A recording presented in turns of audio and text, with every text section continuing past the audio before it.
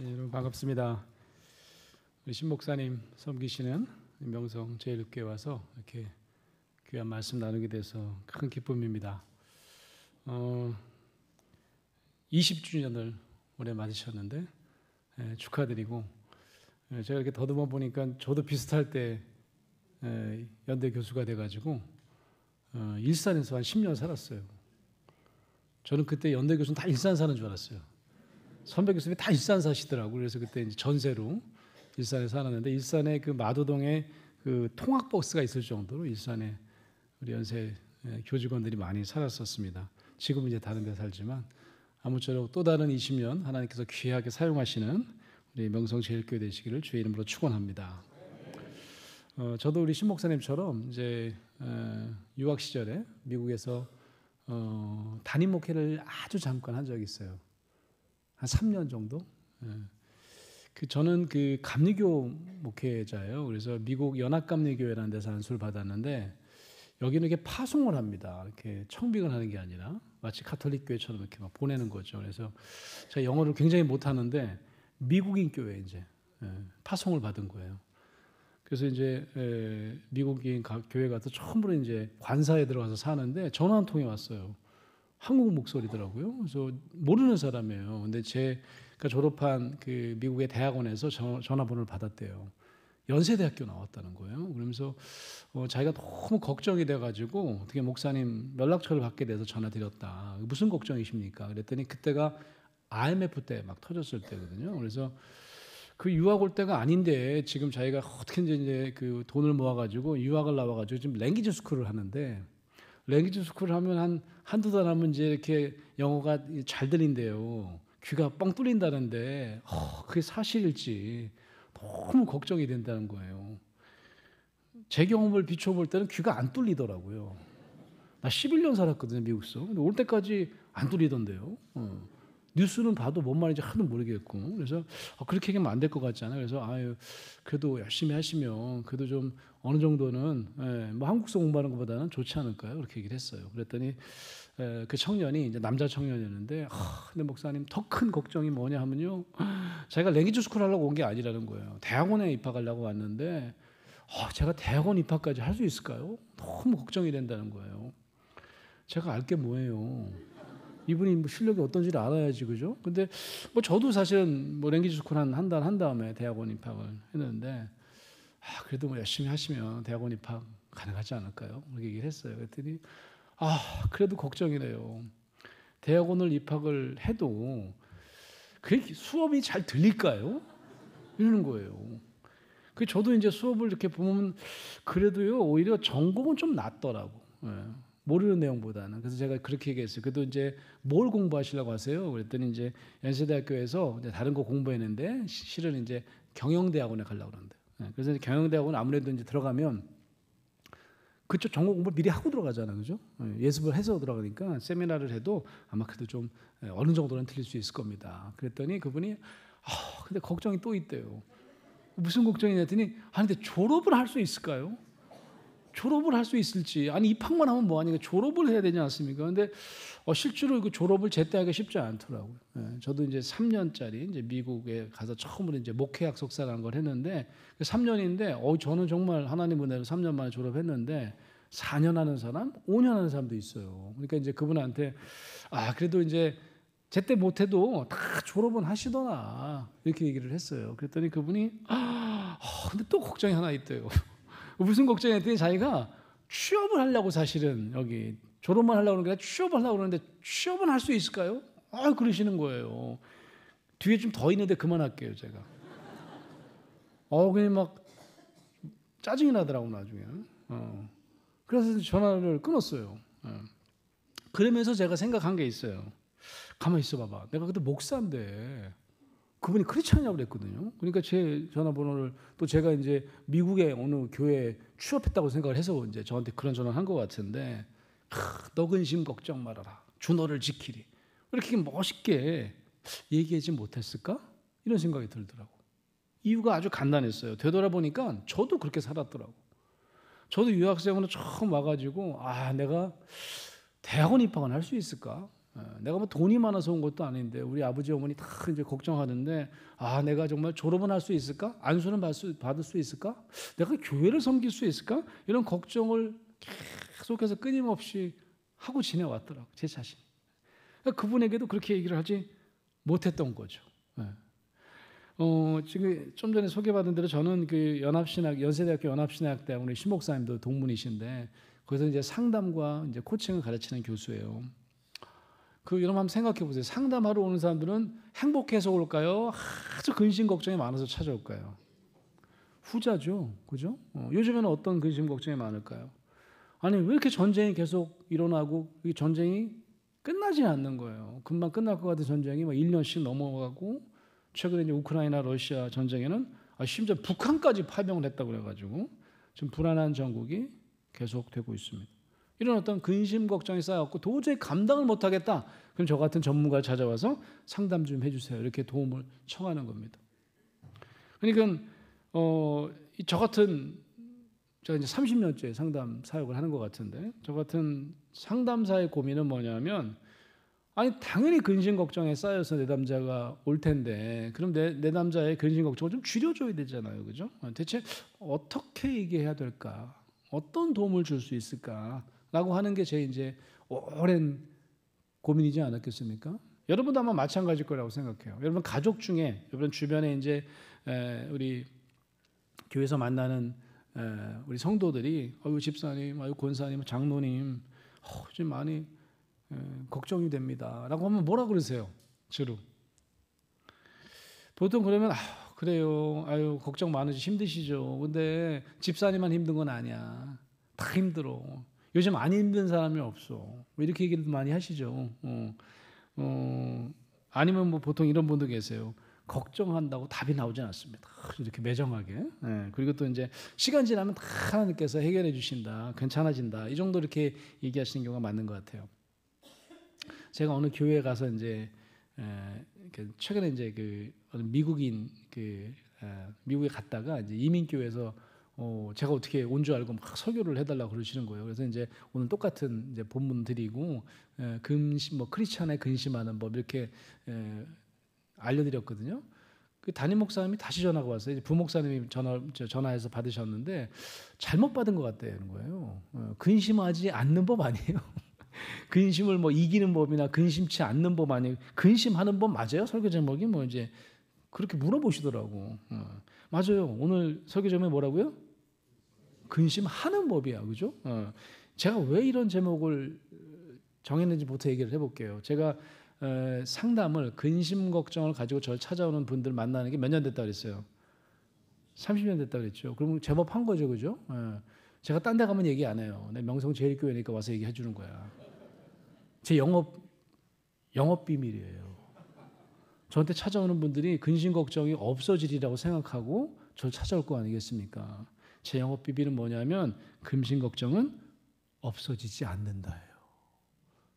돈 내고 상담을 받는데 이 영업 비밀 얘기하면 다 안 올 거 아니야. 그게 여러분한테 처음 얘기하는 거예요 지금. 근심 걱정이 안 없어져요, 여러분. 아세요? 근데 성경 본문에 보니까 예수님께서 근심하지 말래. 마음에 두려워하지도 말고 근심하지도 말래요. 그러니까 예수님도 그럼 좀 이렇게 근심 걱정이 없어진다고 생각하시는 건가? 아니에요.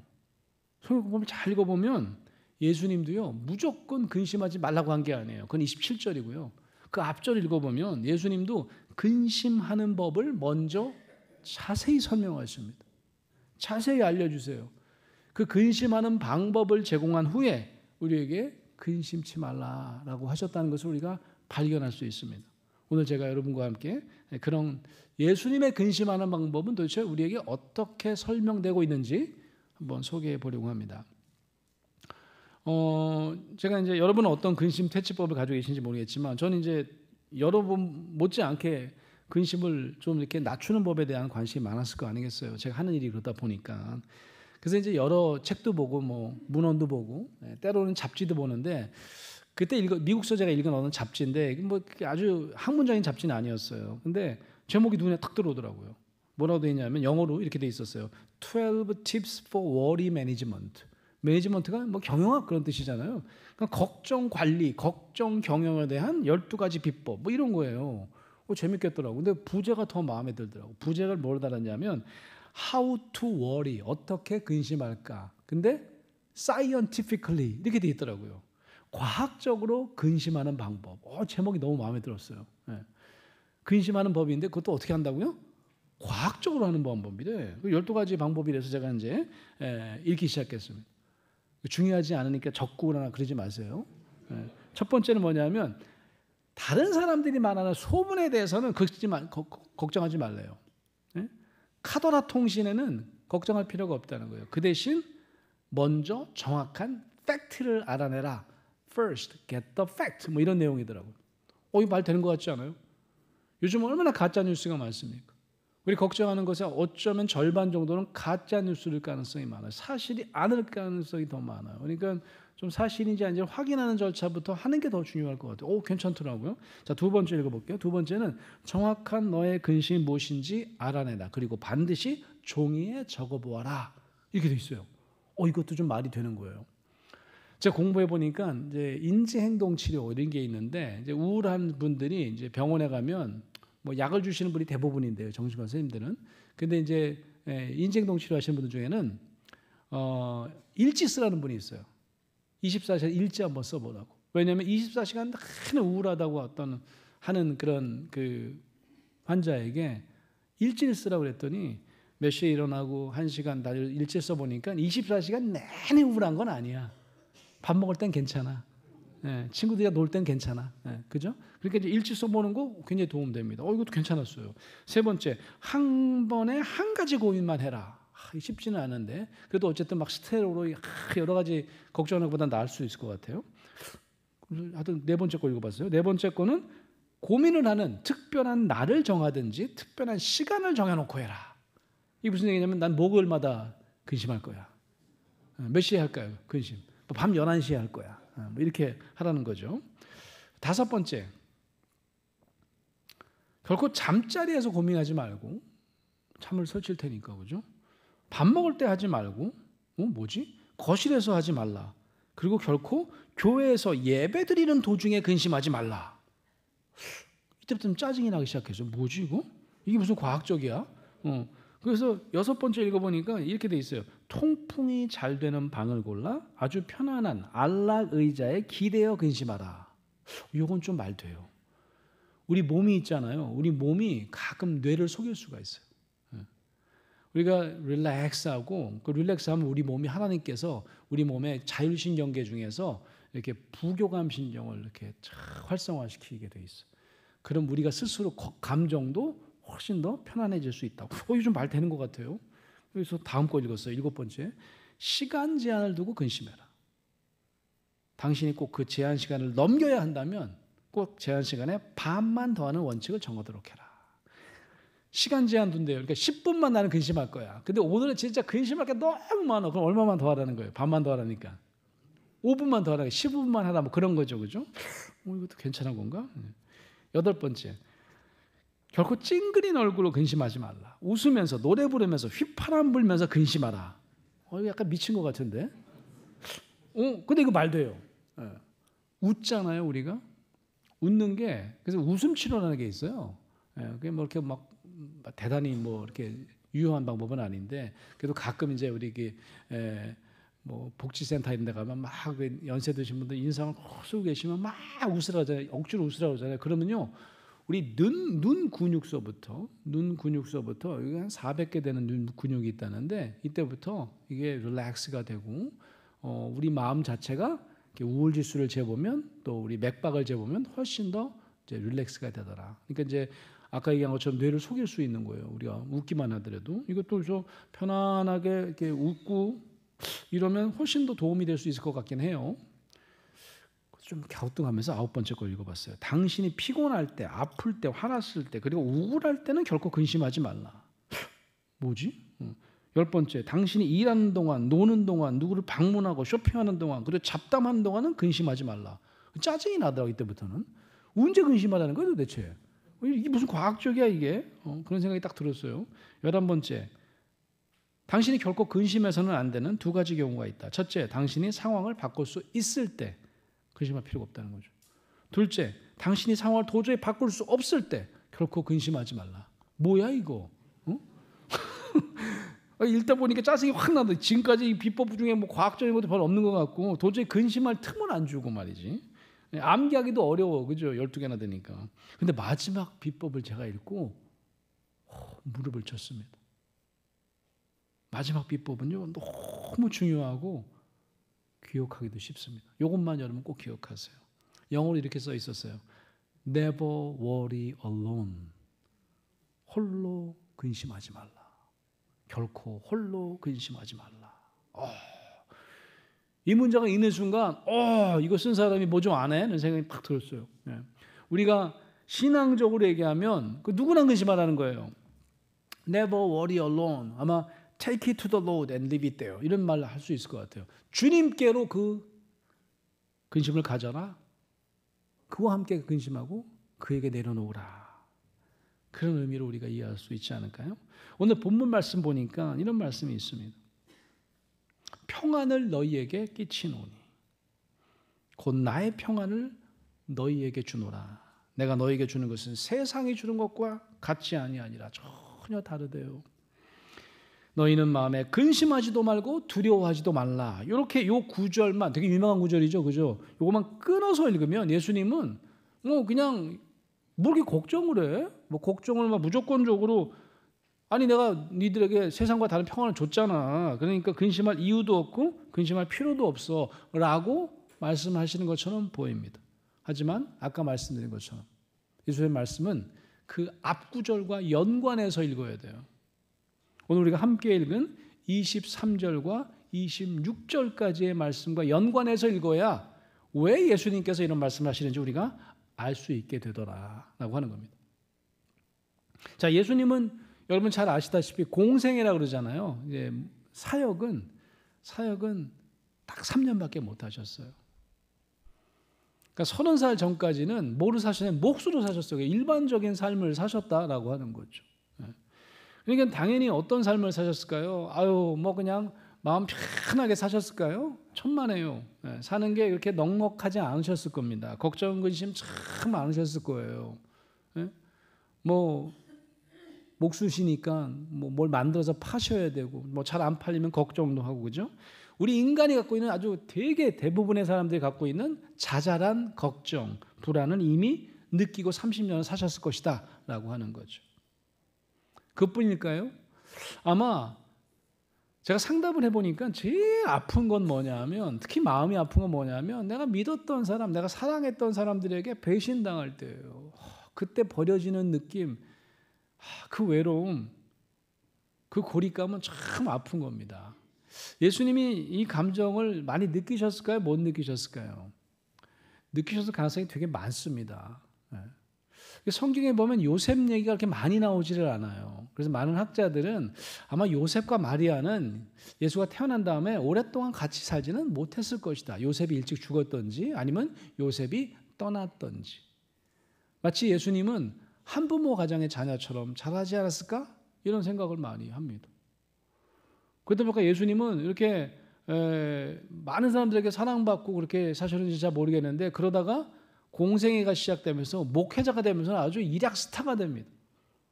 예수님이 얼마나 유명하셨냐면 복음서에 보면 예수님이 설교를 하시잖아요. 몇 명이 모였다? 수만 명이 모였는지라. 그때 마이크가 없어요. 이 마이크가 있으면 그래도 10,000명 모임에 대해서 강연할 수 있어요. 저도 대형 강연 꽤 많이 해봤거든요. 저 몇천 명 있는 데서 강연해봤어요. 마이크가 있으니까. 근데 그 옛날에 예수님이 강연을 하시면 그냥 구름대처럼 사람들이 모여드는 거예요. 그래서 여러분, 예수님이 그런 슈퍼스타였다는 것을 이제 상상하면서 예전에 예수님에 대한 뮤지컬이 있었는데, 유명한 뮤지컬이죠. 제목이 뭐냐면 지저스 크라이스트 슈퍼스타라고 하는, 혹시 아세요 그거? 예전에 그런 어떤 뮤지컬이 있었는데, 뭐 최근에도 가끔 리바이벌 하는데, 근데 예수님이 이제 제자는 많이 안 둬요. 저 같으면 이렇게 다른 사람이 그렇게 많으면 저는 이게 3차에 걸친 심층 면접을 거쳐가지고 정말 똘똘한 제자를 뽑았을 것 같아요. 근데 예수님은 어떻게 이렇게 제자를 뽑아도 천천한 사람만 뽑는지. 뭐 지나가다가 막 뽑으시고 막 어부를 뽑으시고 12명인데 12명 중에서도요 3명을 특별히 아끼십니다. 베드로, 야고보, 요한. 이 세 사람을 뭐라고 그래요? 문고리 3인방이라고 하죠. 핵심 3인방이에요. 왜 웃으세요? 진짜 그래요. 복음서에 보면 예수님이 정말 필요로 할 때는 12명 다 데리고 가지 않고 이 세 사람만 데리고 갑니다. 언제예요? 돌아가시기 직전에. 겟세마네 동산에서 피땀을 흘리면서 기도하실 때 이 세 사람한테는 같이 가자 그런 다음에 날 위해서 밑에서 기도 좀 해줄래? 부탁이다. 올라가서 내려왔더니 어떻게 좌바다 자고 있어요. 어떻게 니들이 그럴 수가 있니? 내가 그 마지막 부탁이라고 그러지 않았니? 좀 도와줄래? 기도 좀 해달라고 그러는데 올라갔다 이러고 또 자. 나중에 포기하십니다. 이런 어떤 초절한 배신, 그뿐이에요. 믿었던 그 가장 믿었던 제자가 베드로 아니겠습니까? 수석 제자라고 우리가 가끔 그러잖아요. 저도 조교가 여러 명 있어요. 제가 뭐 과제하는 게 있어가지고 조교가 10명 넘는다 그래 보세요. 그 중에 한 명을 뽑아요. 왜냐하면 조교들도 관리를 해야 돼. 하도 많으니까 조교들이. 조교장이라고 그래. 베드로가 조교장이에요. 제가 뭘 좀 잘못해가지고 감옥에 가게 됐더니 제 조교장인 조교한테 어떤 기자가 전화한 거지. 너 권수영 교수 제자 아니니? 제가요? 저는 권수영 처음 들어보는 이름인데요. 심지어 제 앞에서 내가 장학금을 그렇게 많이 몰아줬는데 전액 장학금을 다 너한테만 몰아줬는데 내 눈앞에서 저는 저 사람 모르는데요. 나는 아마 뒷골 잡고 쓰러졌을 거예요.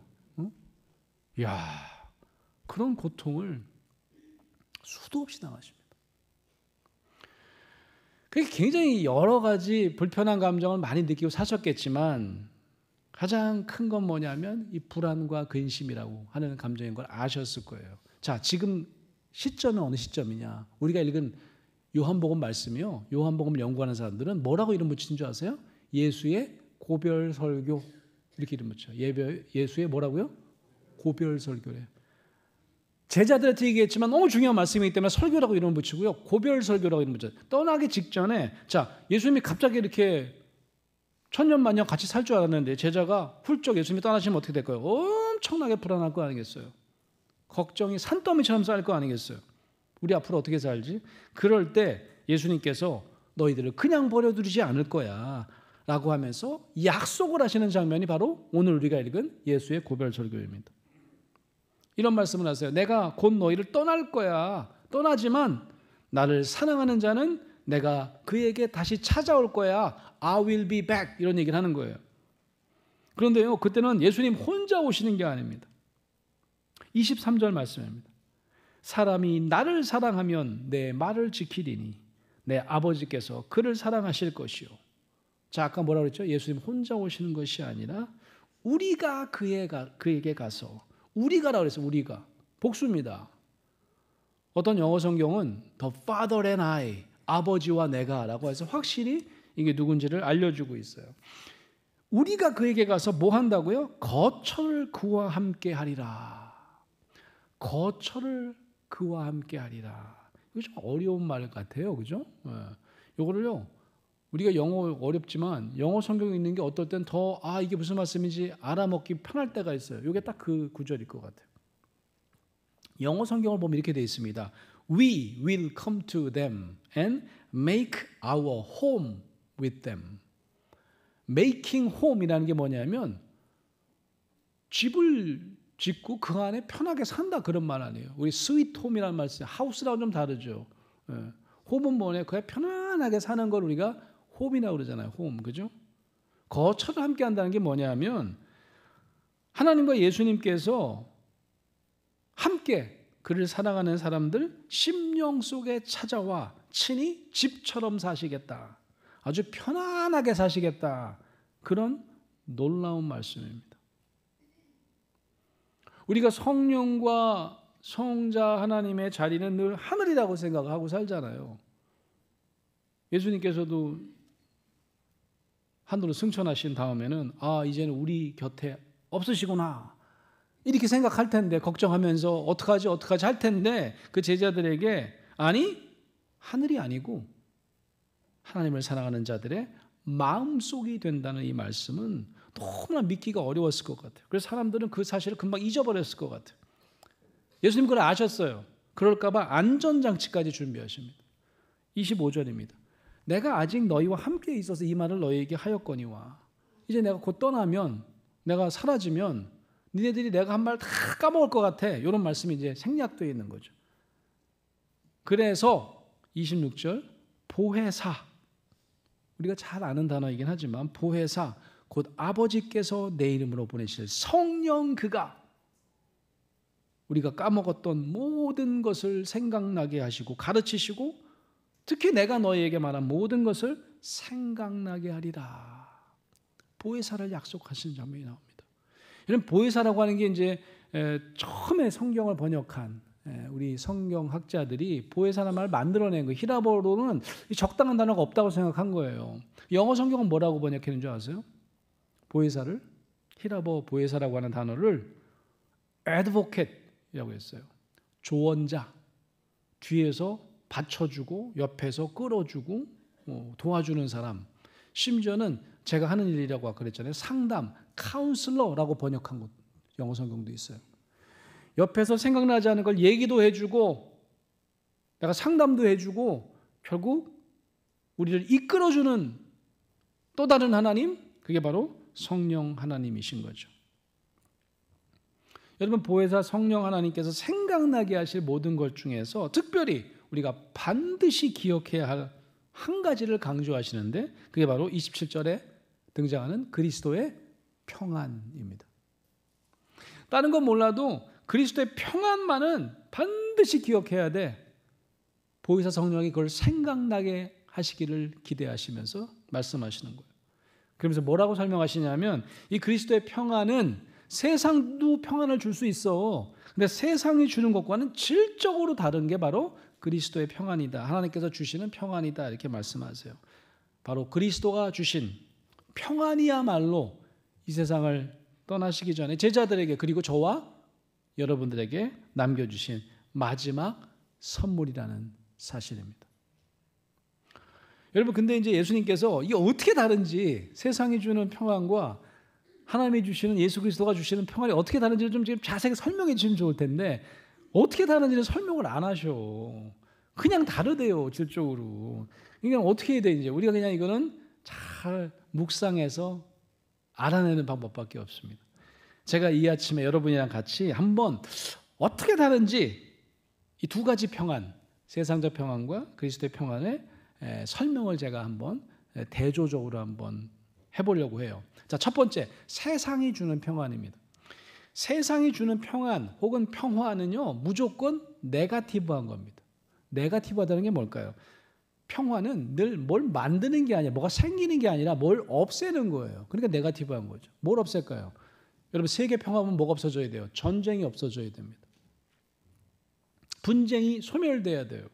분쟁이 제로, 진공 상태여야죠. 그러면 어떻게 해요? 평화라고 얘기를 합니다. 자, 근데 이게 가능해요, 여러분? 아니, 최근에 전쟁이 금방 끝나다도 왜 이렇게 오래되는 거예요? 지금 전쟁이에요, 아니에요? 우리가 남북한이랑. 지금도 전쟁이라고 저는 생각해요. 왜냐하면요, 크고 작은 국지전이 많습니다. 여러분, 오물풍선 안고 그 안에 뭐 해로운 게 안 들었다고 그래서 그렇지만 저희 지금 막내가 군대 가 있거든요. 최전방에 있어요, 철원에. 어떤 땡땡 산에 지키는데 그 땡땡 산의 절반은 북한이고 절반은 남한이에요. 그러니까 오물풍선 하나 넘어올 때마다 완전히 그냥 난리 법석이래. 아주 그냥 죽을 지경이네. 너무 훈련이 많아가지고.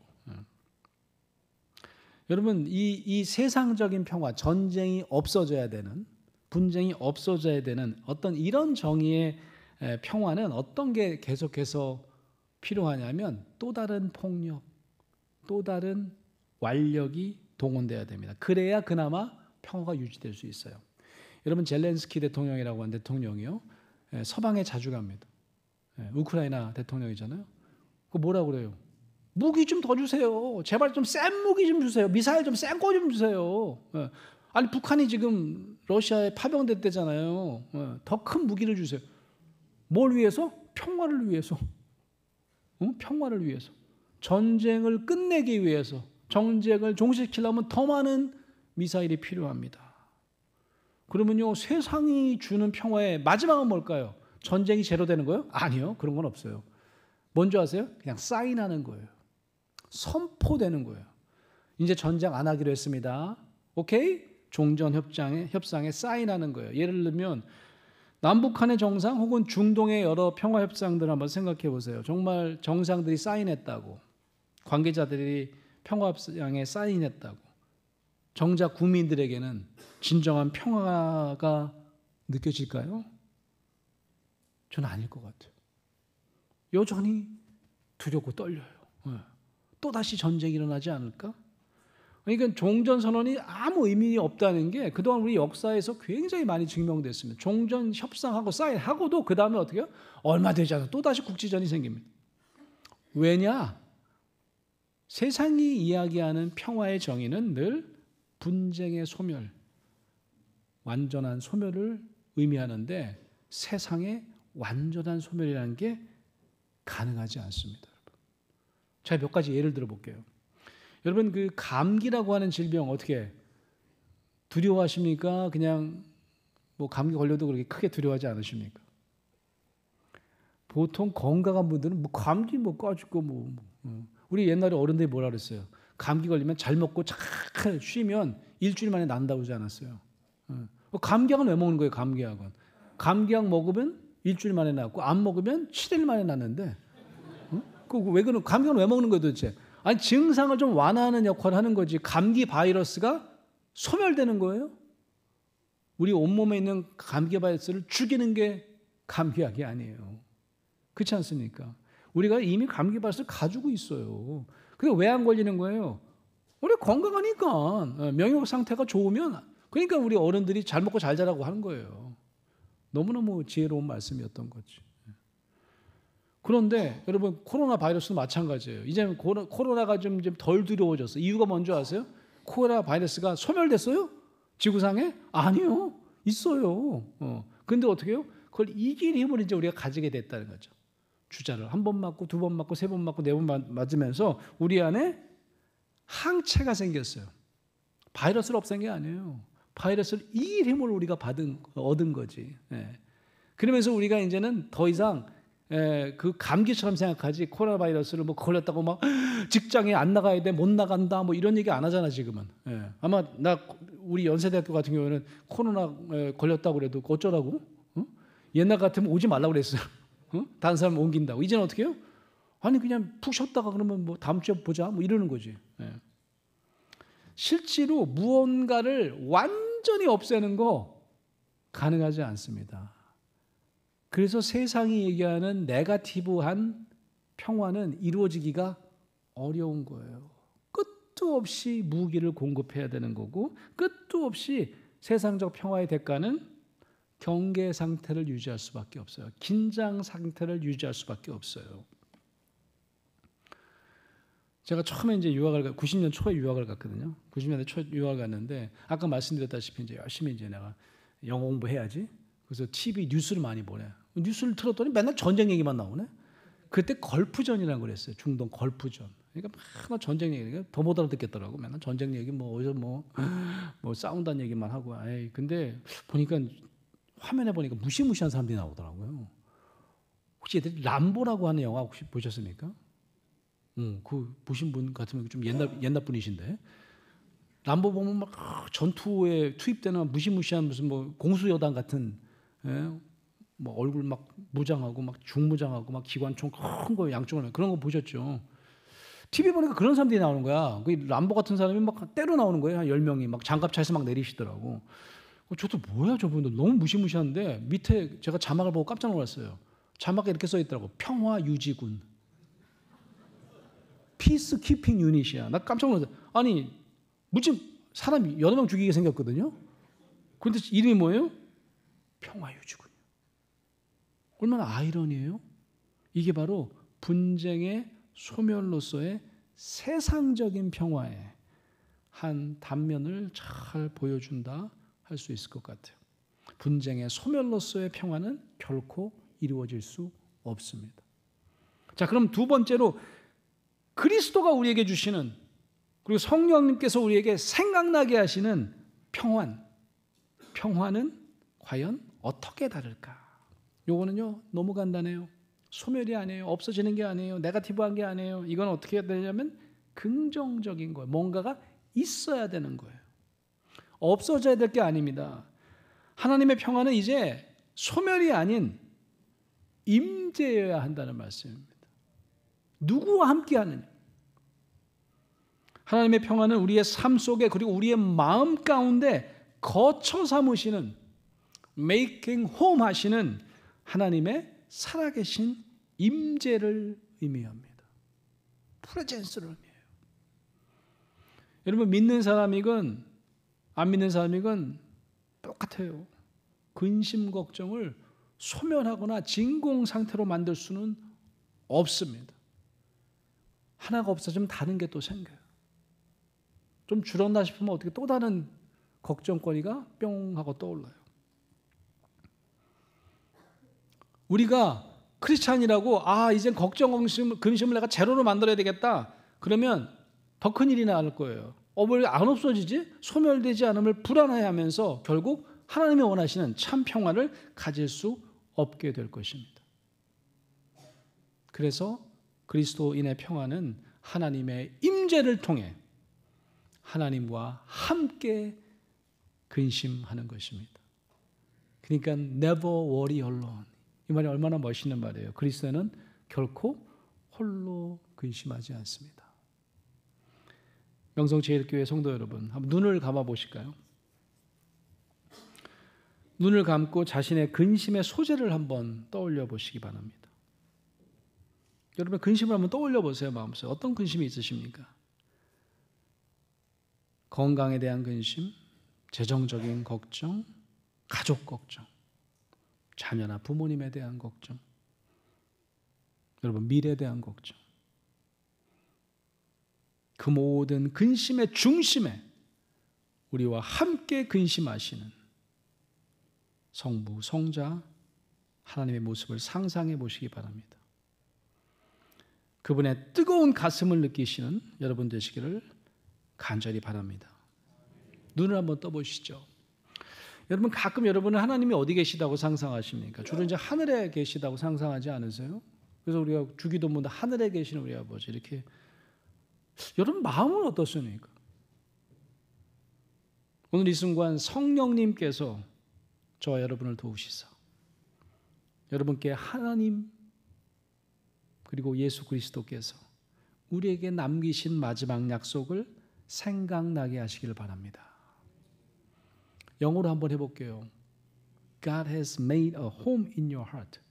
하나님께서요 본인들의 거처를 다른 데가 아니라 저와 여러분의 마음속 거기로 정하시고 함께 살고 계시기를 원하시고 이미 살고 계셔요. 여러분이 그분을 사랑하시기만 하면 저와 여러분의 마음은 성부, 성자, 성령 하나님의 거처가 됩니다. 세상의 평화는 전쟁의 중단을 의미해요. 잘 안 이루어집니다. 하지만 그리스도인의 평화는 전쟁 중에 임하시는, 전쟁포와 한가운데 임하시는 하나님의 위로하시는 임재입니다.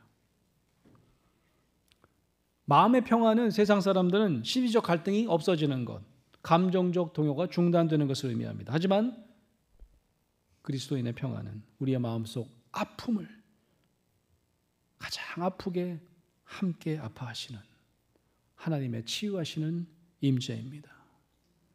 사랑하는 명성제일교회 성도 여러분, 오늘 이 시간 여러분 안에 계신 성령님께서 여러분께 예수님이 남겨주신 근심하는 법, 근심을 없애는 법이 아니라 근심하는 법을 알려주시기를 간절히 원합니다. Never worry alone. 홀로 근심하지 마십시오. 여러분 안에 거처 삼으시는 성부와 성자 하나님과 함께 근심하시고 하나님의 임재와 참 평안을 다 경험하시는 여러분 되시기를 주의 이름으로 축원합니다. 기도하시겠습니다. 근심 없이 한시도 살 수 없는 우리들의 마음속에 친히 거처 삼으시겠다 약속하신 주님이시여, 이제는 홀로 근심하며 주변을 향해 그리고 주님께 불평하는 신앙이 아니라 우리의 근심 한복판에서 하나님을 발견하는 참 평화의 소유자들이 다 될 수 있도록 주님 인도하여 주시옵소서. 20년 동안 우리 교회를 지켜주신 하나님, 앞으로 또 다른 20년, 더 많은 세월 동안에 하나님이 원하시는 귀한 사역들, 특히 선교의 열매들을 맺어가는 우리 명성제일교회 될 수 있도록 주님 인도하여 주시옵소서. 주 예수 귀하신 이름 받들어 감사하며 기도하옵나이다. 아멘.